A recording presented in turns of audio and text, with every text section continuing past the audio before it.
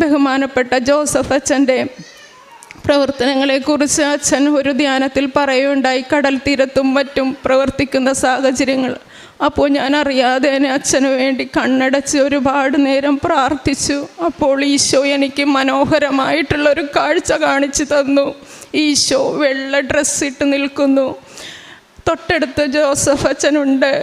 ഈശോ അച്ഛൻ്റെ തോളത്ത് കൈയിട്ട് ചിരിച്ചുകൊണ്ട് നിൽക്കുന്നതായിട്ടുള്ളൊരു കാഴ്ചയാണ് എനിക്ക് കാണാൻ കഴിഞ്ഞത്. അച്ഛൻ വളരെ വിനീതനായി തല താഴ്ത്തി ചിരിച്ചുകൊണ്ട് 2 കൈയും താഴ്ത്തിയിട്ട് നിൽക്കുന്നതായി, ഒരു സുഹൃത്തിനോടെന്ന പോലെയോ ഒരു മകനെ എന്ന പോലെയോ ഒക്കെ അച്ഛനെ ചേർത്ത് തോളത്ത് കൈയിട്ട് പിടിച്ചിരിക്കുന്നതായിട്ടുള്ള കാഴ്ചയാണ് ഞാൻ കണ്ടത്. ഞാനത് കണ്ട് അന്നൊരുപാട് കരഞ്ഞു.